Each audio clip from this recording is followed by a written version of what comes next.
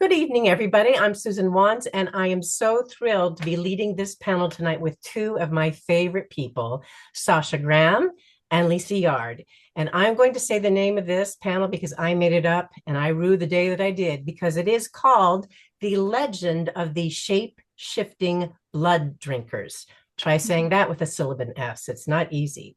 So, I just want to talk to our two creators. They are just now in the process of launching their projects that are based upon the legend of Dracula. And I'll go to Lisa in just a minute to talk about the difference between legend and myth. But I want to introduce who they are and what they do and what they've done. So, our lovely panelist, Lisa J. Yard, writes fiction inspired from marginalized figures in history. She is the author of the two-part Order of the Dragon series and the three-part Son of the Dragon novellas, which revealed the brutal history of the real Dracula's family. Her six-part Sultana series, set in Moorish Spain, explores how rivalries and ambitions threatened the last Muslim dynasty to rule the Iberian Peninsula. Born in Barbados, Lisa has lived abroad for 33 years before returning permanently to her island home. She has been affiliated with the Historical Novel Society for more than a decade, presenting at its 2015 conference. She currently coordinates the NYC HNS chapter's Beta Readers program, facilitates newsletter production, and previously served as co-chair and program director. Thank you, Lisa, for being here. Nice to see Thank you. you. Yeah. Thank you. And now I'm going to introduce our lovely Sasha Graham. Sasha is a world-renowned tarot expert, best-selling author, award-winning tarot deck creator, actor, and educator who teaches and lectures around the globe. Her work has been translated into more than 10 languages, and she is the author of 12 books. I'm doing just to list a few of them here. Tarot Diva, which is how I met her reading that. The 365 Tarot Spreads, Tarot Spells, Llewellyn's Complete Book of the Waite Smith Tarot, The Magic of Tarot, The Artist's Guide to Tarot. You get it. She's the expert on tarot. Not only that, but she has designed tarot decks, including Tarot of the Haunted House, Darkwood Tarot, Tarot of the Witch's Garden, and the forthcoming Gothic Glamour Oracle, which is different than tarot. But the big news is that this year she is launching The Vampire's Tale and Vampire Tarot.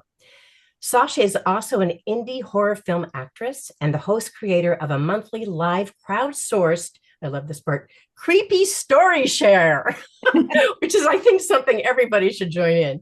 A creepy story share and podcast, which is called Sasha Graham's Ghost Stories by the Fire. All righty. So here's our two guests. Just real quickly, we were having such an interesting talk beforehand. And Lisa and I and Sasha were talking about the difference between what is a legend and what is a myth. Lisa, could you run that part of our conversation back about the legend of Dracula? Of course, I would be very happy to. The fact that, as I explained to Susan and to Sasha, that there are the ideas about nightmarish vampiric creatures, blood-sucking creatures, or shape-shifting creatures that come from all walks of society. You find them in ancient societies to modern day societies, from Mesopotamia, Greece, Rome, China, Japan, Indonesia, the Philippines, and Africa. Before you find that similar folklore has really come into its fullness in Central and Eastern Europe.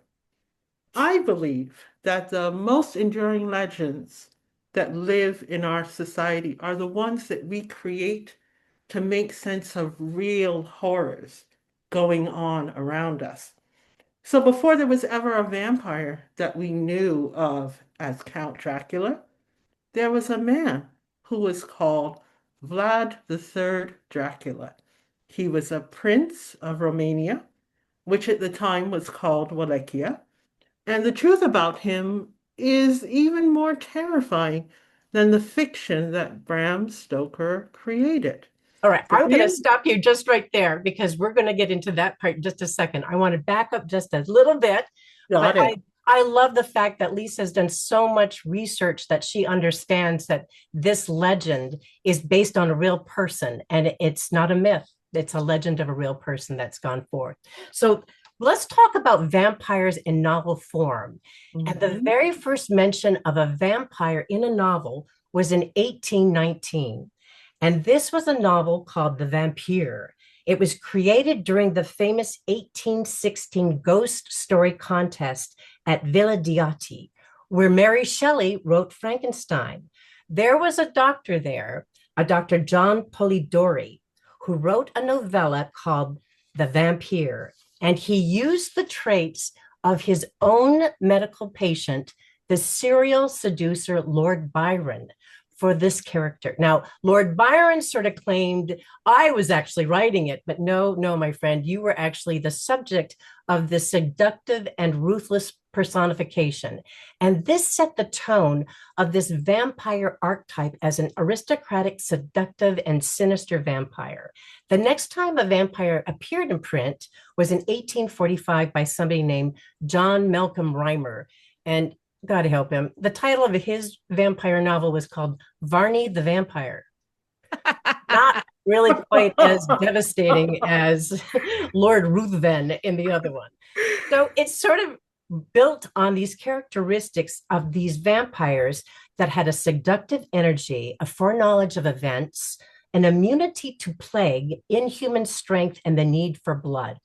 Now, there was a wonderful scholar named Nina Achbach in 1997. She wrote a book called Our Vampires Ourselves. And what she came to note was that vampires are like hell. They're punishment for mortal sins. So they stalk the earth for redemption or vengeance. So, on that note, I'd like to turn to our panelists. And Sasha, I'll start with you first. When did you first understand the concept of a vampire? Was it through a book or a film? Yes, very specifically, my probably youngest memory of understanding what a vampire was and being utterly terrified had to do with Stephen King's Salem's Lot.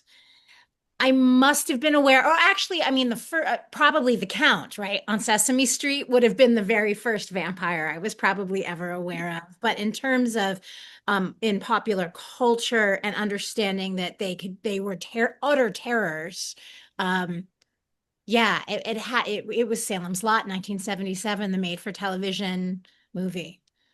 And that was your first idea that there were vampires on the earth. That there were vampires floating around. Although, no, I'm thinking, and I don't know, maybe Frank Langella, was he on Broadway before that? I have these muddy 70s memories of like handsome, like Raul Julia or something as like a handsome, seductive vampire on Broadway, but he seemed very old to me at 6 or 7 years old. But it was really, I think, as a child in the Salem's Lot vampires and the scene that many of you might remember, the floating vampire scratching at the window asking Yeah. his friend, no, let me in. Let Yeah. me in. I think as a child, seeing another child vampire, that was what imprinted upon me as something very dangerous that looked like the boys I went to school with. They looked exactly like me. Yeah. So Our Sarah, vampires ourselves. There they are. And Lisa, when was your first idea of what a vampire was? When I was five, some members of my family took it. We all went out, and instead of leaving me home, they took me to watch Blackula. Does everybody remember Yes. Blackula? Yes. Oh my goodness. You want to talk about a child being traumatized? I was absolutely terrified. We went to because we still had drive-ins then.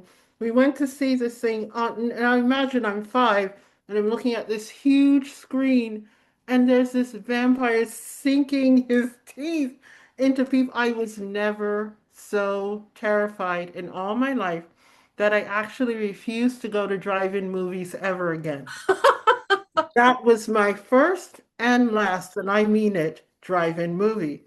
But then, of course, there was the Count on Sesame Street, just like Sasha said. So over time, I got to understand that yes, vampires could be scary, but also here's the Count on Sesame Street, who is fun and interesting, and loves to count with kids. So And then the Munsters, they sort of had Lily. She was the vampire on that too. yes, yes, exactly, exactly. But yeah, So, yeah, talk about traumatizing with Blackula. so Sasha, in your first ideas of what a vampire was, has that influenced how much tolerance you have for the idea of seeing vampiric qualities? I mean, has it changed how you think how bad people can be by seeing what a vampire was? No, because I think that, and I think that this is the gift of horror is that it takes those things that we are really terrified of in our real life and like casts them into this space where we can project it onto something else, whether it be on the television or in a book, and encounter it and imagine ourselves interacting with it. So then when we face those scary things in real life, we've kind of already rehearsed it. Yeah, yeah. And Lisa, same with you. I mean, you went on to write all of these historical novellas based on Dracula's family. Was it in response to being terrorized by that first film, or do you think you were intrigued by that legend? I was absolutely intrigued by it. Absolutely. When I first started, I guess, researching the family, I came across a very interesting paper. It was a psychological analysis of Vlad Dracula, who are quintessential Count Dracula. And the paper talked about the fact that there is no other explanation for why he was such a vicious man other than his life, his early life, must have been absolutely traumatic. He must have seen the things that his family was doing. He must have had certain experiences that made him into the monster and the inspiration for Stoker. Well, do you think that, as you were saying in your research, that he was a prince during the Ottoman Empire? Do you think that he became a monster because of the familial obligations placed on him to keep the Turks out? There was that part, but quite frankly, I believe this very real person actually relished the fighting, relished the blood around him. There are several legends around the real Dracula, but one of the things that I absolutely love, I'll actually mention two. One of them is that there is a legend that he supposedly kept a cup next to a well, a very beautiful gold cup, gemstones all over it and stuff. And he would leave this cup next to a well. Anybody could come and take that cup, dip it into the well, and drink some water. But what was interesting is that nobody ever stole it. Nobody ever tried to steal it, as valuable as it was, because they already knew that this ruthless prince was going to get them if they ever tried to steal this cup. The second thing that I find so fascinating about him is that there was a time in which the Turks invaded medieval Romania, and they were so terrified, they turned their army around and went back home. Why? Because there was a forest of the impaled, of soldiers that they had sent into Turkey, but they had sent into Romania before. And this is what met their sultan, literally a forest of about 20,000 bodies writhing on stakes. After the Turks saw this, they had no reason to stay and fight. They knew what was waiting for them, so they all went home. I That's find that amazing. that's amazing that he was able to create such fear in people that, as I said before, if you say the word Dracula in Turkey now, there is still this collective memory in this population of the things that he did to Turkish people 500 years ago. Would you say that that is the legend of the vampiric essence of that family then? I absolutely believe it is. It is the terror. It is the terror that this family was able to inspire. The fact that the father was a member of the Order of the Dragon, which is where my original title comes from, And he spent his years in brutal warfare from about the time he was 16 till when he died. He did nothing except fight. And his sons were all raised with this idea that they had to fight as well if they wanted to survive. But they managed to do it in the most brutal ways possible. That's amazing. Just thinking about the terror of all this, Sasha, I want to get back to you and your experience with Salem's Lot when you were young. Then, after you done all these different things, you got into horror films. Do you think that your experience with the Salem's Lot and being that afraid was that an attraction to get into films where there is such a thing as blood spatter and killings and all that? I mean, did it sort of literally whet your appetite for that media? 100%. Well, no, it wasn't Salem's Lot. In 1986, I was a junior in high school and working in a movie theater, and I loved working the box office of the movie theater because you'd have the dark times, like when between while the movies were playing, that nobody was purchasing tickets. So of course I was just reading, and it was in that box office that I read Anne Rice's Interview with a Vampire. And and even, it was very funny when as I was making the deck, I was going back and consuming all of this vampire material. And really, it all goes back to Anne Rice for me. The power, the sensuality, the intimacy, the eroticism, the melancholia, Louis's deep sadness at he himself being a monster. This was the first vampire to realize, I'm a monster. I'm abhorrent. And how do I make sense of that? So I responded to that so strongly that by the time I moved to New York to become an actress, all I was cast in were vampire things. I did live vampire theater. I did the Addicted to Murder trilogy, like low budget movies. So there was something because the power, this and the autonomy, the sensuality, and the unbelievable beauty was something that I found so intoxicating and something that I was struggling to find my way in as a young person, as a young woman, becoming a woman in a Gothic city like New York. Yeah, it was that was 100. It was 100. It all goes back to vampires for me in some strange reason. And did you go down to Anne Rice's house at one point for a Yes. party or something? In 1997, my husband surprised me. My birthday's on Halloween, and he surprised me for my birthday with tickets to Anne Rice's Vampire Ball Oh, down in New Orleans. Um, wow. and I felt like such an edgelord because I knew everybody would be gothed out. So I went dressed as an angel, all in white. I thought I would be different. And then met Anne Rice. She was so lovely. I, of course, went and visited her house in New Orleans. And 2 or 3 summers ago, I was able to go visit her tomb, which was wonderful. She's there with her husband, Stan, and their daughter, who is the inspiration for Claudia, of course. So it's all for her. It's all for her. She informs every bit of my vampire's tale. Oh, that's such a wonderful legacy that she's passed down to that. Elisa, in thinking about your family and how you became um, obsessed in a way with this subject matter, how did you research it? Were you doing, you were mentioned an academic paper earlier. Was that the most of the source that you did in finding out about the real Dracula's family? Absolutely. That is where it started, but then I was able to get access to a lot more materials. One of the, I think it is for me the absolute seminal work that has been done on the Dracula's family. There is a book called Of the Father, which is about the father of Vlad Dracula and his brothers Mircea, Radu, and the namesake, the terrible namesake Vlad Dracula.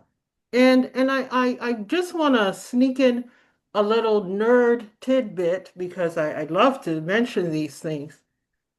Everyone should understand that the name Dracula, its source, comes out of the father's name. Originally, he was simply called Prince Vlad. once he is inducted into the Order of the Dragon, people began to call him Dracul because in Romanian or Transylvanian society, rather, the word Dracul meant two things. It either meant the dragon, so literally people would see his dragon banners, his dragon symbol, and associate with it, or it also meant the devil. Oh, It meant two wow. things in the language. So the word Dracula simply means the son of Dracul. That's where we get Dracula from. So when I was finding out all of this stuff, as I said, I came across this wonderful book of the father, which told me everything I needed to know about this man's life from birth until death, but also talked a lot about the experiences of his sons, what they were dealing with as well. So yeah, the research was wonderful. But as I mentioned to you both, there is no way I could type the word Dracula on the internet trying to do research and not come up with references to the vampire legend. So in writing my novels and novellas about that family, I knew that I had to integrate some of the vampiric legend and ability into these stories of these men. Because to do so, I think is a real disservice. As I said, this is such a core piece of Central European and especially Romanian folklore that to ignore it, I think would have been completely irresponsible. So Yeah, while I don't have actual vampires in any of my novels and novellas, but what I have done is in looking at what is known about vampiric legends, each of my characters has some sort of what we would call vampiric ability. There are telepathic connections between characters. Some characters have brute strength that simply comes out of the fact that they never stop training for war, but everyone sees this and thinks, oh, that person is a bit of a freak because they have this wonderful strength and energy. There is one individual who also, because she was exposed to the plague, and there has been evidence that people who were exposed to the plague in the Middle Ages, those who survived, later developed an immunity to it. And so I have a character who is disease immune because of her exposure to the plague earlier on. But we would call that someone who, might be touched by darkness because they're not going to die like the average person exposed to the plague. So it was very important to me to incorporate legends into my stories as well. and the aspect of blood with this family, there was an instance of one of the characters actually crying bloody tears. Is that correct? Yes, yes, there is. And this comes out of some wonderful scholarship that has been done on Vlad Dracula, our inspiration for Count Dracula. Recently, they supposedly found documents in the last 3 years from his time as a prince, which indicated that he might have suffered from a disease where, when he cried, his tears actually contained blood. And I thought that was so fascinating and very timely because I was getting ready to produce my last Order of the Dragon novel when this research came out. And I said, oh, yeah, that's going into the book. There's no way that that was not going into the book. Because as I said earlier, all of these legends, all of these ideas, they come out of real circumstance. That's why I will never say that vampires are a myth. There is something at the root of all these different cultures across the world where there is fear of not only death, life after death, but also of these potential nightmarish creatures rapping at your window trying to get into your house. So, That's wonderful. You know, in a way, it reminds me of what you were saying, Sasha, about the little boys floating at the window, scratching. How did you, in terms of being able to grapple with these themes of terror, how did you make the transition from being an actor and writing books to creating tarot decks? I know that I love your Dark Woods tarot, and that also has a wonderful sense of ominous woods and terrifying things into the dark. How did you make the transition from that tarot deck to the vampire's tale? So I kind of have an obsession with creepy cozy. So all of my tarot decks, with the exception of Tarot of the Witch's Garden, are very kind of gothic and spooky. And the reason that I love this genre and I love to be in that space is that I do believe that creepy, cozy, spooky things actually put us as the viewer or the reader into a state of reception that is akin to sacred ritual and religion. So if you think about entering any sort of a sacred space, be it a yoga studio, a temple, a church, a cathedral, the first thing you see is beautiful candles, gorgeous artwork. You smell incense. There's music playing or choirs singing, and the point of all of these things are to open us up, right? So that as we enter and as we move into the teaching or the sermon, that we receive that divine inspiration, that divine message. And I would argue that horror, especially creepy, cozy, gothic type horror, does the same thing. When you're watching a horror film, you are in a different state of awareness than if you were watching a rom-com, right? When you're watching, and that's why horror movies are aphrodisiacs. It's why it's a great date movie, is something spooky, because you're on the edge of your seat and you're really paying attention for what's going to unfold. And if an excellent film or book does its job, horror film or horror book, then you do discover something that you haven't seen before.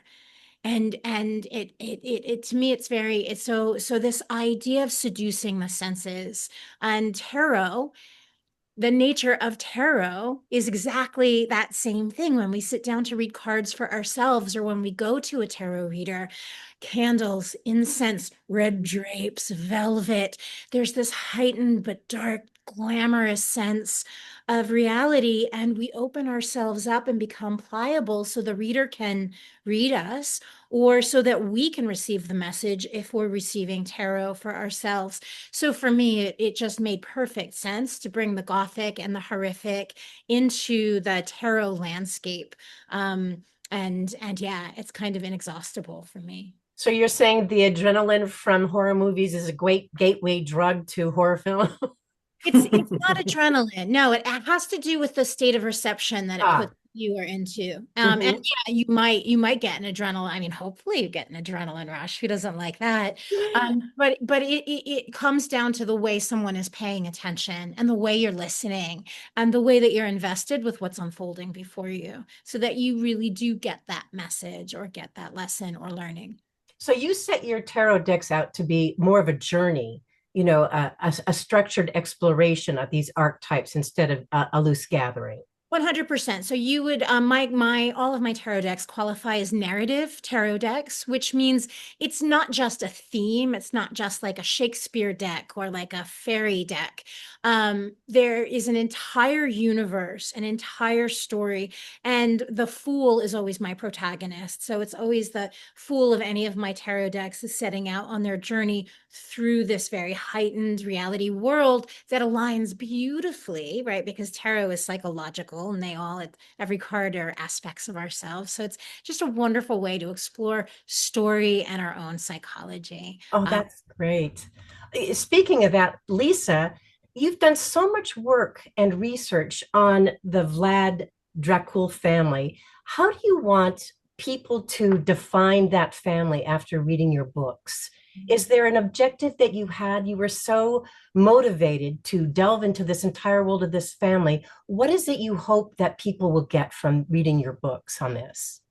I absolutely hope that people will understand that there is there is a real family, there is a real identity behind all of the legends that surround the vampire myth. I think it is very important for us to keep in mind that when Bram Stoker went to write about his quintessential Count Dracula, I don't believe, and someone correct me if I'm wrong, that he even ever um knew anything much about the family.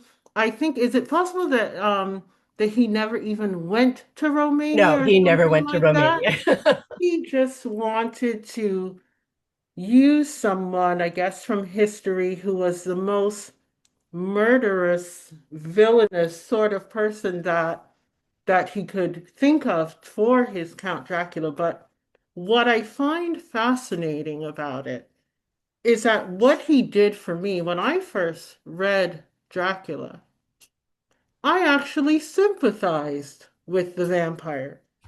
And I don't think, I mean, who wouldn't? Especially when you watch, and this is where, the adaptations to film really bring this home. When you watch something like Francis Ford Coppola's Dracula, and you see a figure who is so inspired, because I call it inspiration, to live for centuries because he has lost the person that he loved the most in this world. Everybody understands love. We all understand passionate, enduring love. And I think it's the fact that Dracula's actions are based upon everything that he does is based upon getting back to this perfect happiness that he once had with his wife, who was taken tragically from him.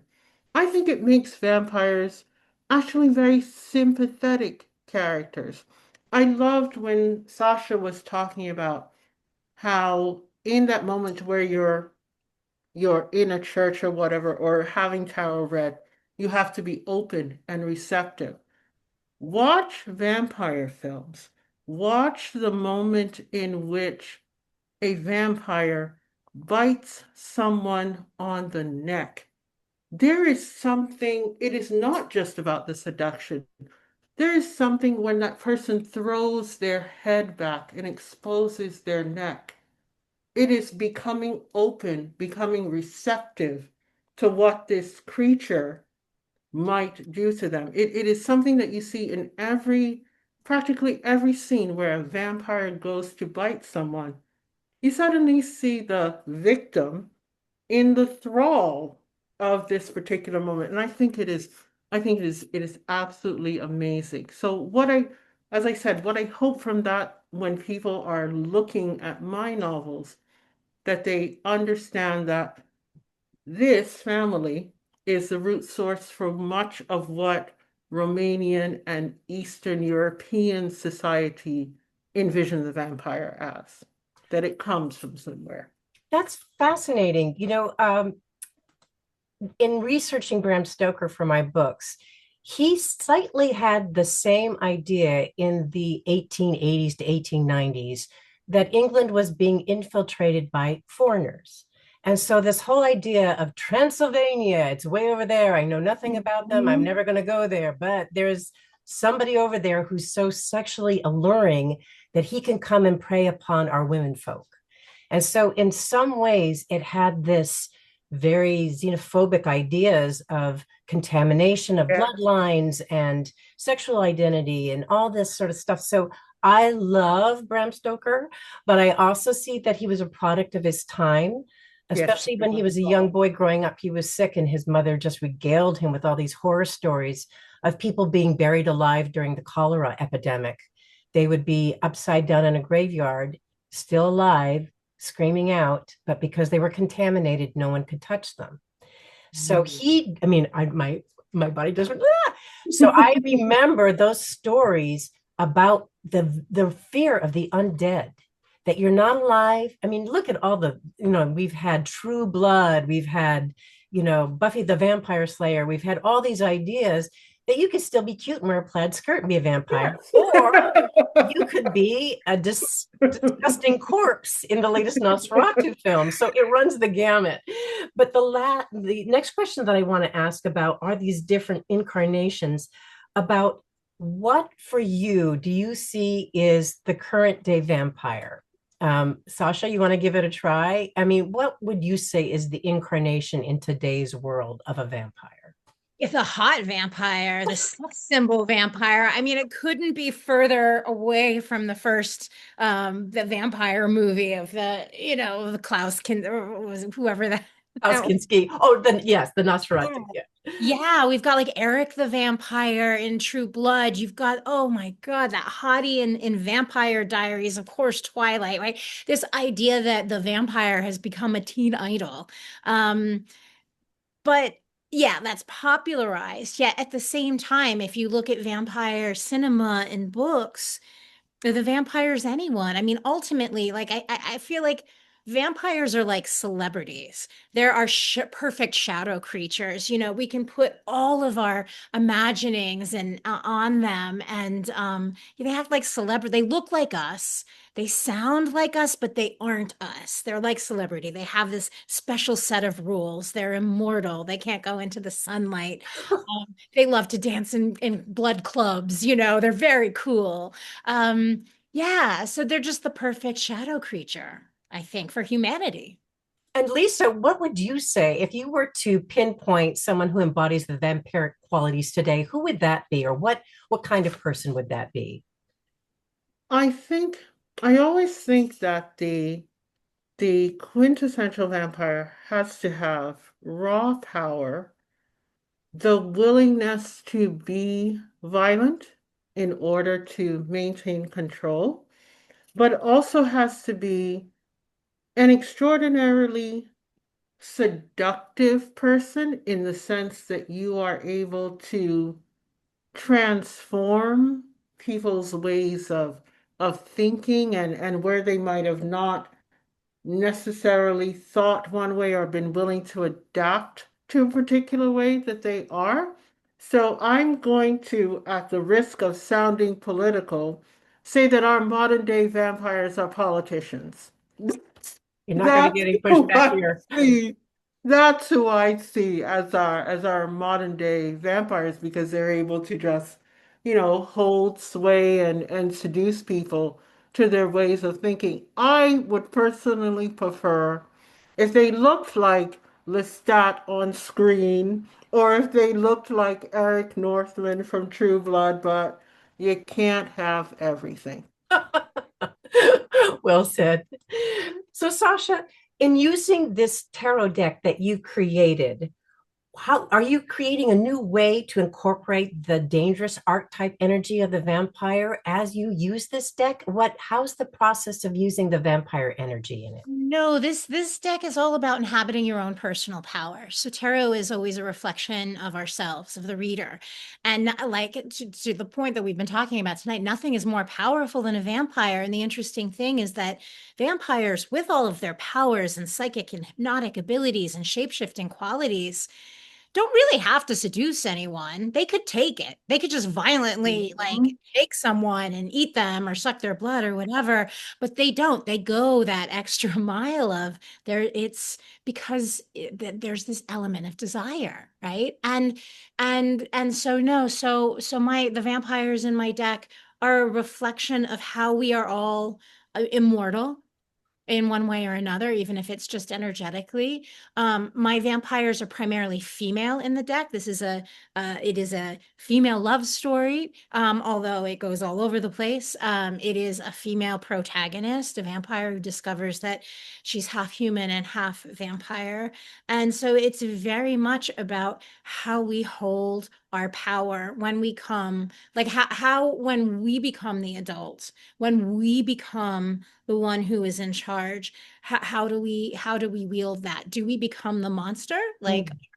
our present day political vampires? Do we become with all of that power? Do we use it to punish people, or can we hold that power in a way that is expansive? Oh, that's fascinating. Thank you. And getting to you, Lisa, I'd like to ask you, in your writing your books, are there women who also encompass these vampiric sort of essences, or was it mostly the masculine trait throughout history? It's mostly the men, but as I mentioned, I do have a female character who is blessed by longevity. And part of what I liked about creating her is that she is a cousin to Vlad Dracula's children and completely fictionalized, but and she is half Turkish and half Romanian. So she's often described in the novels as being a child of two worlds. And I wanted to create a character like that because I think it so fits our idea of vampires, that there are these creatures of the night but they must rest during the day or hide during the day. There is often a duality that surrounds vampires. That was something that I really wanted to incorporate in this particular woman to show the two sides of her. So yeah, yeah. That's fantastic. So I just want to do a quick little trot through a slideshow and get your responses about who you think for you is the best vampire Dracula. Audience members, I would love it if you could pitch in and in the chat field when you see your favorite Dracula or vampire, wait till you see the whole thing because you never know. You don't want to jump the gun here and say, oh no, I take that vote back. So let me go here and start this little slideshow up. Hang on. Yes, this will be fun because some of these people we have mentioned and some of them we have not. So let's see here. Start here.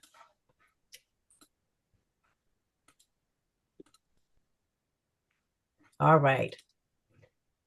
All right. Can everybody see this slideshow? Yeah. Yes. Okay. So we're going to start with the very first idea of who a sexy vampire was. And that, of course, is one of the protagonists in Lisa's stories, her three novellas that are coming out in June. And can you pronounce his name for us, Lisa? Vlad Dracul. Thank you. Now we go to the next bad boy poster subject of who a vampire was. And this was the person who did not write the first vampire novel, but was in fact the subject of it. It was Lord Byron. The next possible poster child for Dracula was Sir Henry Irving, who was Bram Stoker's employer at the Lyceum Theater. I sort of think this etching of him captures his essence the most. We also have Max Schreck.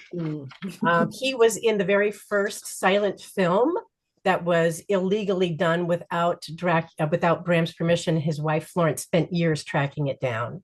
Then we made the segue from silent films to talkies with Bela Lugosi. I mean, they always do an imitation of him as "I want to drink your blood." I think I see all those people doing it. But the most terrifying one, I think, in a while was Christopher Lee, just to see that much blood on his face and to know that he was this tall, erudite Englishman was really something. We've talked about this with Martha. Martha, here's your fellow, Louis Jourdan. And here's the sunlight coming to crush his vampire skills of shapeshifting. Now, this one's for you, Lisa. Dracula. William Marshall. I so love his sideburns, though. I mean, he is Yeah. so styling. It was amazing. This is the one from the recent movie, Bill Skarsgård. I don't think we even saw that much of him looking that good. Most of the time, he was looking like 3-day-old meatloaf. And here we have Klaus Kinski, and he was a very soulful vampire running around. I think it was Paris, wasn't it, that he was running around in? And here we have the 1990s heartthrob Frank Langella. And of course, this was Gary Oldman from Coppola's Dracula. And now we're going to segue into just a little bit of some of the women that started up. This was Vampira with her 17-inch waist, who hosted several horror film things in Southern California for a while, and she became the role model for our beloved Elvira. Mm. So I also want to add one more very sexy candidate, which is the wonderful King of Pentacles from Sasha's upcoming tarot deck. So if everybody could just put in the chat field who they think is their favorite Dracula, we can sort of sum that up. Okay, Martha says Louis Jordan and Frank Langella. It's a close call. Okay. Gary Oldman, Jillian, I didn't know. Okay, Gary, two Garys, two Franks, one Louis, another Gary. Okay, so that's three. Frank's beating up on the close here. All right. So far, it's a tie 4-4 for Frank and Gary. Franklin, looks like you pushed Frank over the edge, I think. Oh no, spoiler alert. Oh, that's good. Keith or Sutherland Floss Boys. That's good. Oh, Also, Jotham Freed. I should have put him in there, but I didn't quite think of it. Well, it looks like our winner is actually Frank Langella. So I think he might have been one of the most photogenic of our time Draculas. Ooh, I don't know this one. Elizabeth is saying this. Paul Wesley and Ian Somerhalder from Vampire Yeah. Diaries. Diaries, yes. Now, I'm unfamiliar with that. I'll have to maybe, if I can. Everybody who knows me knows I'm a terrible coward. And if there's a scary movie on, I will stand up and nurse pace in the other room. So I will try to watch Vampire Diaries, but I'm not sure. So this next 5 minutes or so, if people have questions for Sasha or Martha, our lovely Lisa, please put it in the chat and we'll see what we can do. I'm going to change the view here to gallery so we can see everybody. Let's see, we have any questions here?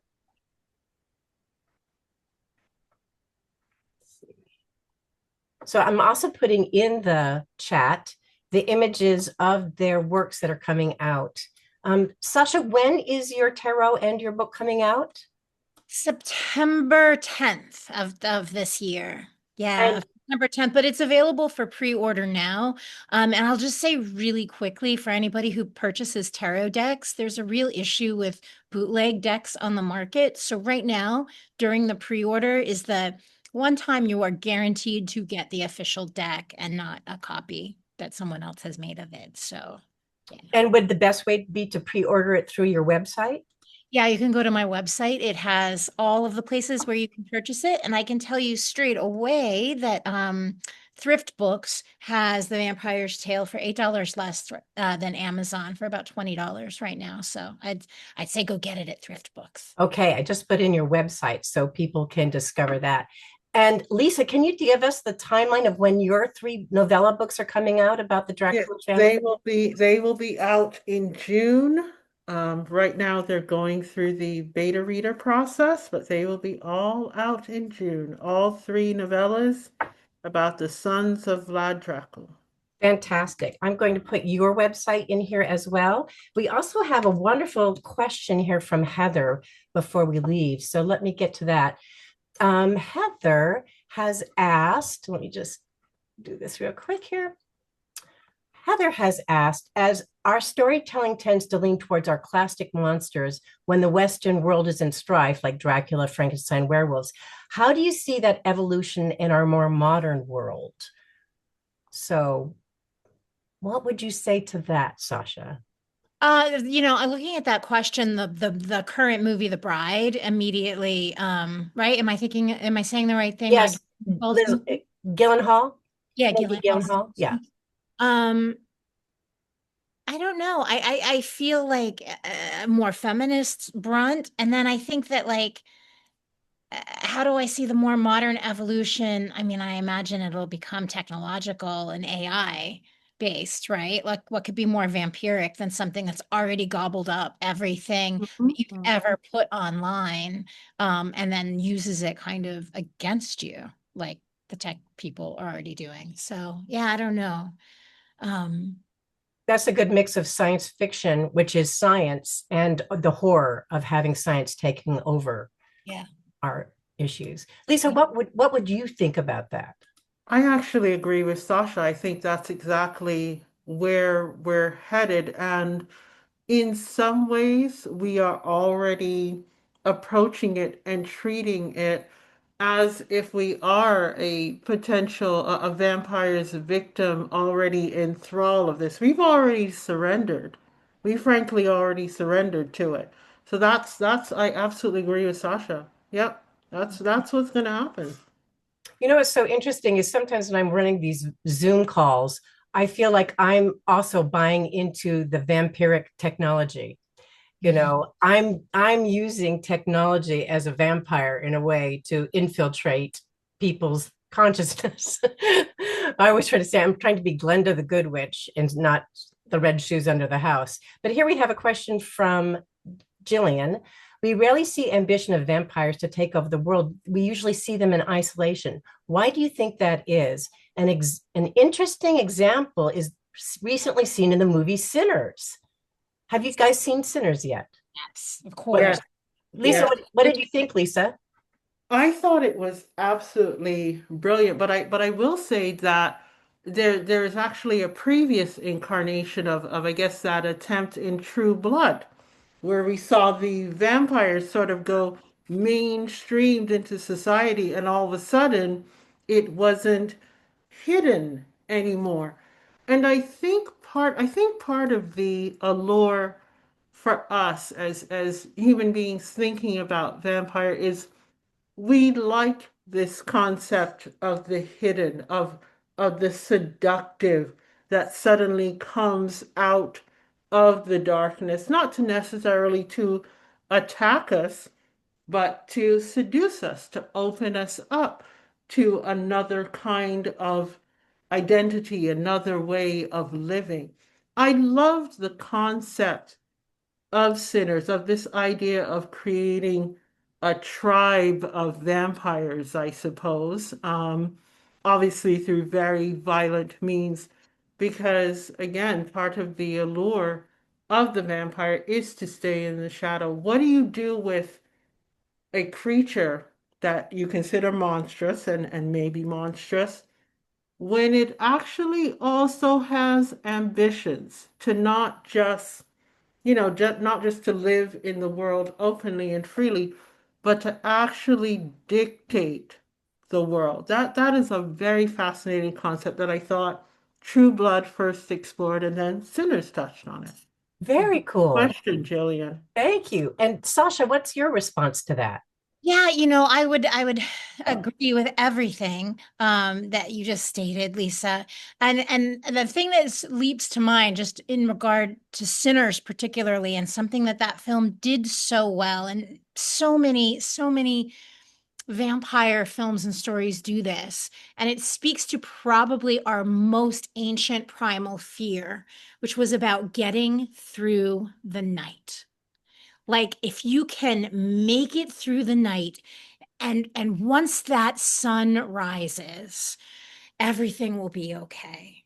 And we see that in The Lost Boys. We see that in 40 Days of Night, that crazy vampire Yeah. movie about like a month long of darkness, like up in North Antarctica.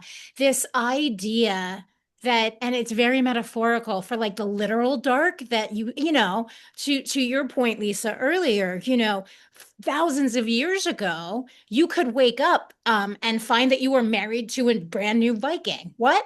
Why? What happened? Well, it was night. We were pillaged. You Yeah. have a Yeah. new husband and family and village to live in. So there's that I think that that still lurks inside of our bones, but then there's also the metaphorical night. If we can make it through this horrible, scary time to see a new dawn, a new horizon, we can relax and we're all going to be okay. And Sinners just brought that to the fore so well because it was, that one night. Boy, that's great. Thank you. Gosh, you should work for their film department. They would love you. I'd love to. Please. So I'm going to wrap it up by just asking very specific questions about your upcoming projects. Lisa, I'm going to start with you. Can Yes. you tell us more about these novellas that you've written? This is the third one. Can you tell us where you can order it? What do you have to read the first two books to get to Blood and Iron? And what was the process about preparing for these three novellas? Sure, sure. I can definitely speak to all that. So you can, typically what I do with my books is I often just put them out on Amazon and then they're distributed then through the draft to digital companies that are used, and they're all typically available around the same time. So they will be available in June. As to the process of working on these books and stuff, these books cover, as I mentioned, the three brothers of our inspiration for Stoker, Vlad Dracula. Vlad Dracula will be in each story. He is typically an antagonist to his brothers Mircea, Radu, and then the completely misnamed and totally confusing Vlad the monk. Devil of the month? It's obviously Vlad was a very important name in this family. So what originates the story is the Order of the Dragon books, which covers in two books the life of their father from the time that he is sent as a knight into the royal court of Hungary up until his death in the second book. But each of the sons are in there. And what I found so fascinating about each of them. So my first novella, Blood and Iron, covers the life of Mircea Dracula. And Mircea Dracula has a very, very interesting start to life in that by the time he is 14, he is commanding part of the Christian army against the Turks. And of course, being a 14-year-old, he isn't quite successful, but he learns from that really, really quickly. And there's a particularly vicious scene in my book whereby he shows his father exactly how much he has learned when they manage to meet up with the Turk who is responsible for the fate of Mircea's younger brothers. And I'm going to leave that there. I'm not going to talk about what their fate was.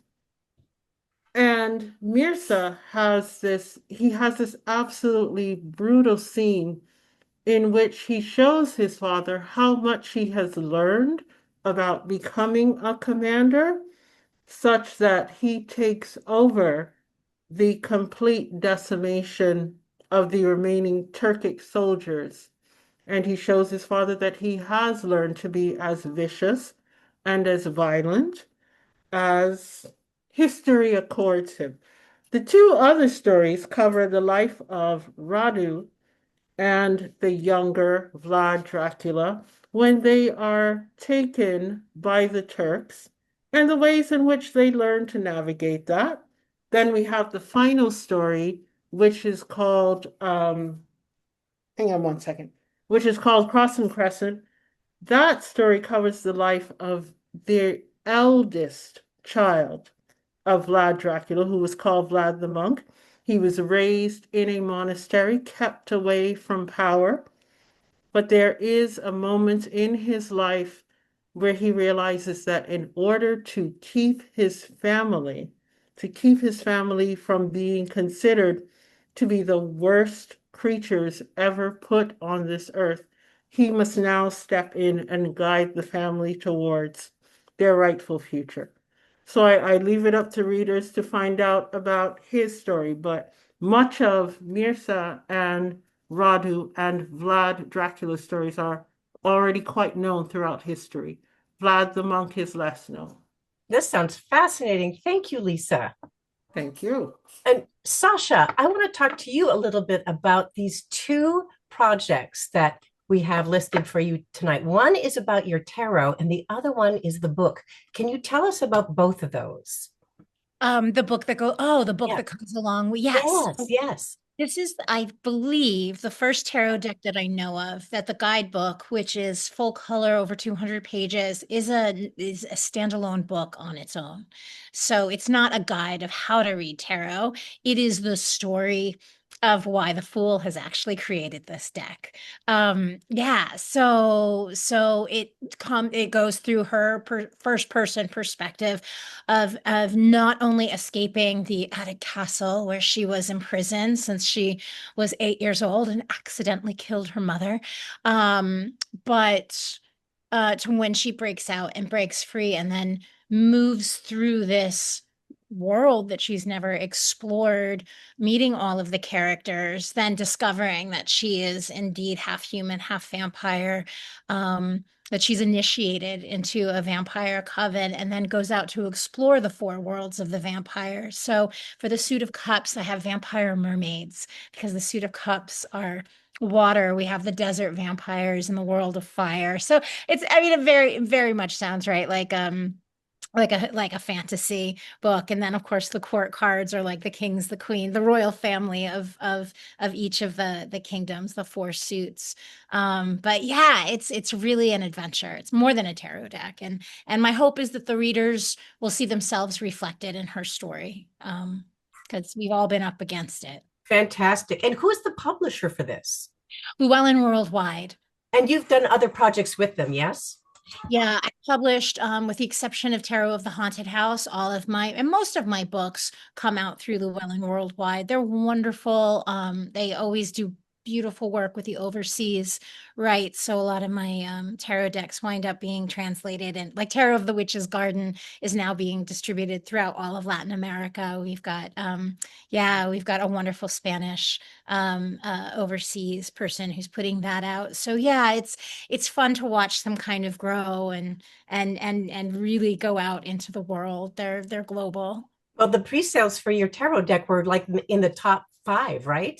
Yeah, we went straight to the top. We That's went straight to fantastic. the top in tarot, and for some reason in unexplained mysteries, we were like they're at like number one and I'm like, well, whatever, I'll take it. Give me any number one. Put us at number one on any list, and I'm delighted to be there. And people loved our. This is a collaboration between the artist Abigail Larson and I. People loved our Darkwood Tarot, which came out in 2020, and so there's the audience is really excited. Vampire people, gothic people really are. They're excited and can't wait for this deck, and I can't wait for them to have it in their hands. And when is the official pub date? I believe it's September 10th.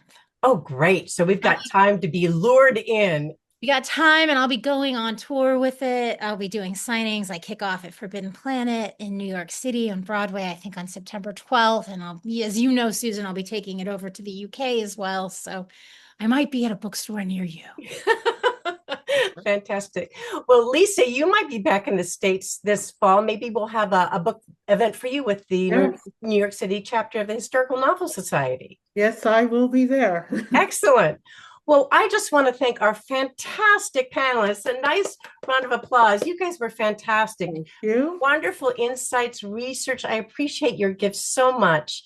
And you couldn't be more on the money talking about vampires in this day and age. So thank you for your guidance. Thank you for having Thank us. you. My Thank you. pleasure. All right, everybody. Thank you so much and have a good evening. Take care. Thank you. Okay, Bye-bye. bye-bye. Thank you.